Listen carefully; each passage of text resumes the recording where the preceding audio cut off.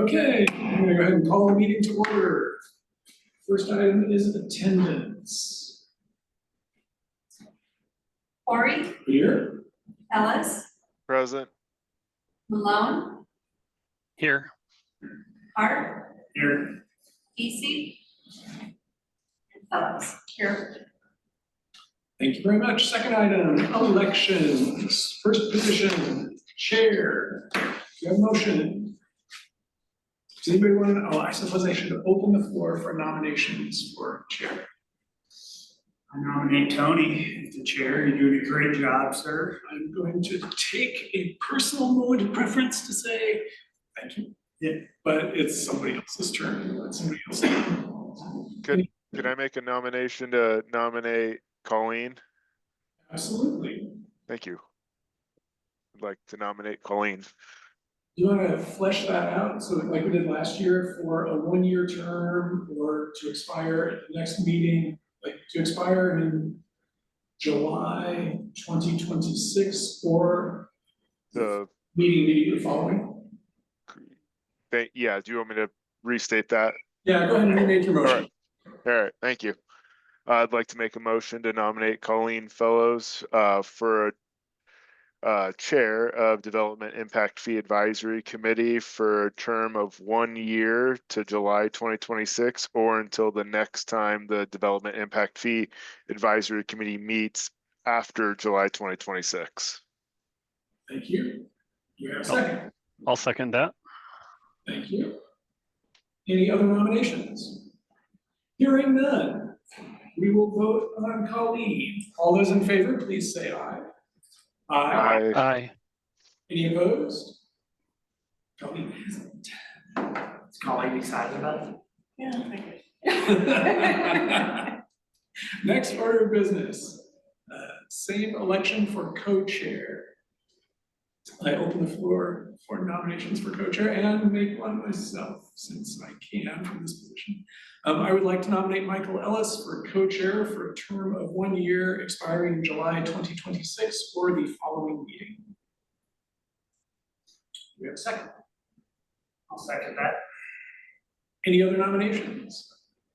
Hearing none, we're voting on appointing Michael Ellis to the position of co-chair for the committee. All in favor, please say aye. Aye. Any opposed? Done. Michael, you are co-chair. Keep my name right. Yeah, we just turn him around. Yeah. It's probably like Gallardo on the other side without anything. That'd be hilarious. I'll give you that one All right. and I'll give you one. Got it. All right, new business. The minutes from the April 9, 2025 meeting, the last time we met. I assume everybody's had a chance to read over the minutes. Can I get a motion to approve the minutes? Move that we approve the minutes from the last meeting. Do we have a second? Second. Jeremy seconded. All those in favor, please say aye. Aye. Any opposed? Minutes approved. Last item of new business, revenue adjustment for the Charles F. McDivitt Youth Sports Complex. This is very interesting. And I believe Drew is here to talk to us about that. Yeah. So, committee members, the large sports complex, the Charles McDivitt Youth Sports Complex, is located on the western boundary of the city limits, just off Eagle Road. It's fairly large. It's a fishing pond, large parking lot, lots of sports fields. There's approximately 10 acres of that park that's just sitting undeveloped and has been for several years. So in late 2023, we engaged the public in a kind of a master plan revision process to kind of figure out what we're going to do with the remaining 10 acres. We developed a master plan for some additional amenities that was approved by the Parks Commission in 2024, in April 2024. So the revised master plan features new amenities like a bike pump track and potentially new skate features, bike trails, a nature playground, a basketball court, pollinator gardens, trees, a fenced dog park, and a multi-use pathway that will integrate into the existing park. I will say that the multi-use pathway was an amenity that wasn't something that we planned on. It was something that the master pathways plan basically citywide. Along Eagle Road, they had identified a multi-use pathway on Eagle Road for whatever future development. Well, since we're developing the rest of that park, we get to put in amenities. So that was something that we didn't anticipate in the original design of the new amenities, but we had our internal design team integrate the pathway that kind of connects the new park features with the existing sidewalk that's along the road. And the pathway will be constructed outside of the public right of way, so that's so. Additionally, we didn't anticipate that Public Works would come late in the game and say, when we went to our planning and development services team to permit for the improvements, Public Works says we have identified a deficiency in streetlights here, and since y'all are developing, you get to put in the streetlights too. So those are two kind of unanticipated expenses having to do with this park. We think that we can address the multi-use pathway funding and the streetlight funding in a way by phasing this project in order to get the amenities in as soon as possible with the budget that we have.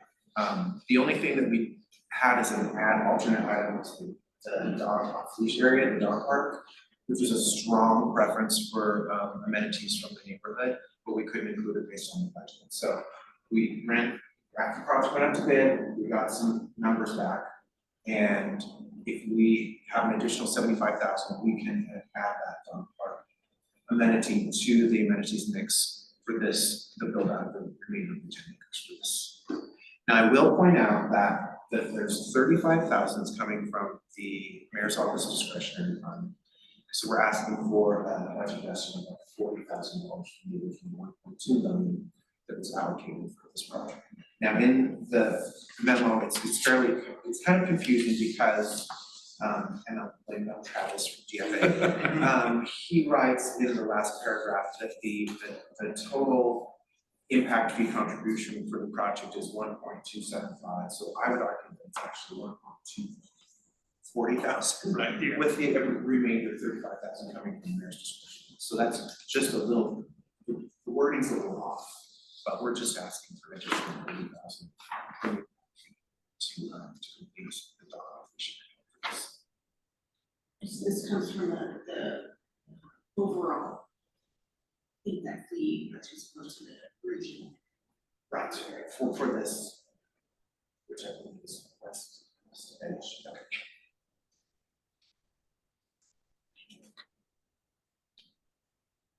I did have a question by the way. Why didn't they just ask us for the whole 75,000?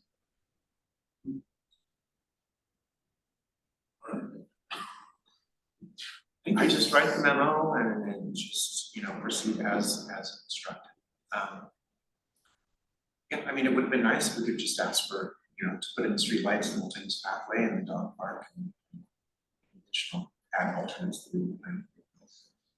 I think just because the streetlights were a recent, like within the last 2 months, we have to engineer for that, like serious engineering for that. Like there's a lot of slope and fill and we have to account for conduit installation. We just didn't have the design ready. So. Any other questions? Yes. So will you be coming back to this when we know the cost of the streetlights and the I can say that we might see a different funding source. Yeah. Well, like the Pathways program is run out of the Planning and Development Services department. So there's dedicated staff and some. So sorry. So we can probably get some contributions from that side of the house. To use pathway, and the street lights, maybe we can. See where we might see Yeah. something on this. It's not a part of this ask right It's now. not a part of this ask, this is just for the off leash, the dog park. To 75,000 for the dog park. Yes. But 40 from the. Yeah. Is that just for the fencing? 75,000, or because it's just sod? I'm sure it includes, waste baskets, dog baggies, and, I don't think I've ever seen a request for an agility course in a dog part. But, yeah, fencing and gates and waste stations and probably Agility a course dog, would be awesome. probably a dog fountain too. Okay. Adventure to. Adventure two, and some trees. Any other questions? I have a question on the FY 25 inflation adjusted impact fee budget. So we approved this for 1.2 million, and then we see it's 1.5 million. What is the 1.5 saying? Do we need to re-approve budget 1.5 with the estimated new cost of doing this project? I think that, I can't speak for DFA, but I believe that 1.5 is available, but we've only allocated, we originally allocated 1.2, so we're asking. So.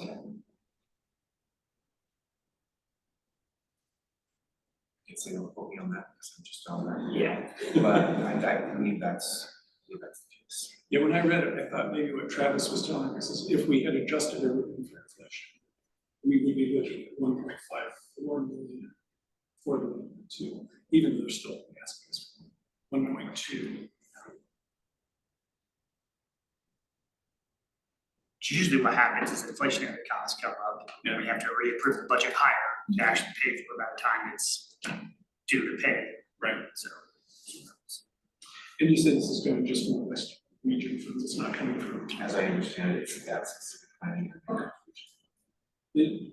John? I can, you know, I kind of want to answer that, Yeah, because the McDevitt Sports Complex is really a regional I know, that's what I was facility, and thinking. it should be Region. regional, that's what I was thinking. well, for $40,000. All right. Any further questions?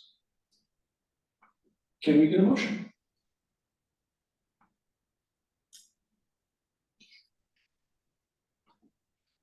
I move that we approve the additional $40,000 for the dog park for McDevitt Youth Sports Complex.